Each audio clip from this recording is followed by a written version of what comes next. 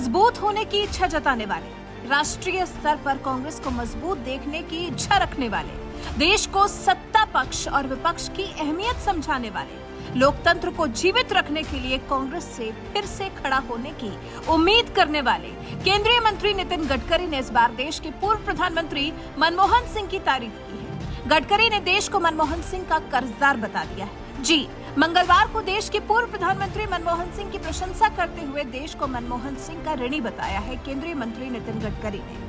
TIOL पुरस्कार 2022 समारोह में सड़क परिवहन एवं राजमार्ग मंत्री नितिन गडकरी ने कहा, साल 1991 में तत्कालीन वित्त मंत्री मनमोहन सिंह द्वारा शुरू किए गए आर्थिक सुधारों ने भारत को एक नई दिशा दिखाने का काम किया। पोर्टल टैक्स इंडिया ऑनलाइन की तरफ से आयोजित कार्यक्रम में गडकरी बोले, उदार व्यवस्था के कारण देश को नई दिशा मिली, उसके लिए देश मनमोहन सिंह का ऋणी है।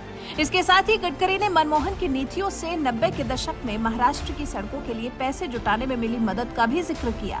केंद्रीय मंत्री ने कहा, मनमोहन सिंह की तरफ से शुरू किए गए आर्थिक सुधारों की वजह से वो महाराष्ट्र का मंत्री रहने के दौरान इन सड़क परियोजनाओं के लिए धन जुटा पाए थे।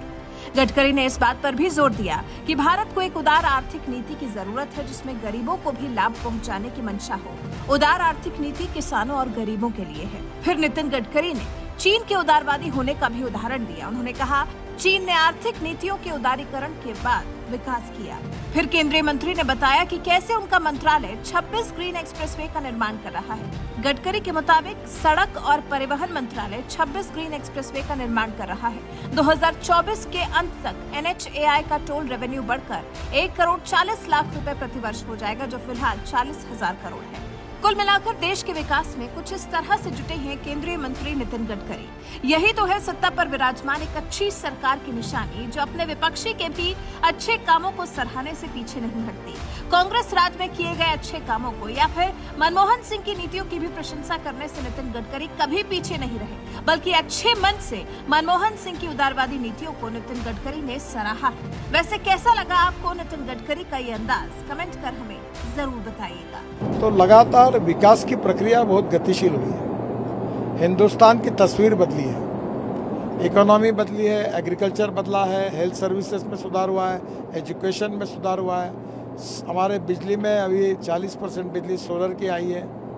काफ़ी बड़े प्रमाण पे एक नया परिवर्तन हुआ है और इसलिए लोगों के मन में ये विश्वास आया है जो पॉजिटिव है कि अपनी आशा, अपेक्षा और आकांक्षा ये सरकार पूरी कर सकती है।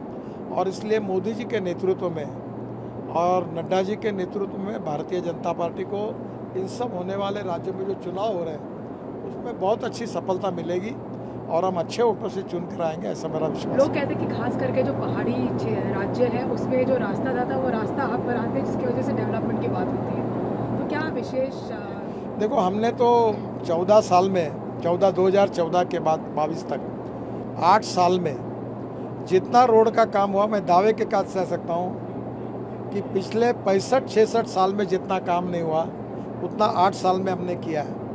और मैं ये कोशिश करता हूँ और मेरा लगता है कि हम इसमें कामयाब होंगे कि 2024 समाप्त होने के पहले हिंदुस्तान का रोड इंफ्रास्ट्रक्चर अमेरिका के बराबर होगा। हमने जलमार्ग बनाए, पोर्ट का विकास किया। पोर्ट में मैं मंत्री था तब 7,000 करोड़ का फायदा हुआ। हमने गंगा को शुद्धिकरण किया। जो जो अच्छे काम किए हैं वो लोगों के सामने। अभी इथेनॉल आया। हम चाहते हैं कि हमारे किसान अन्नदाता नहीं ऊर्जादाता बने।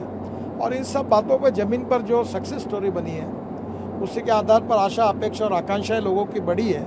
इनका सबका उपयोग करके हम बहुत अच्छे वोटों से जीतेंगे, ऐसा मुझे विश्वास है।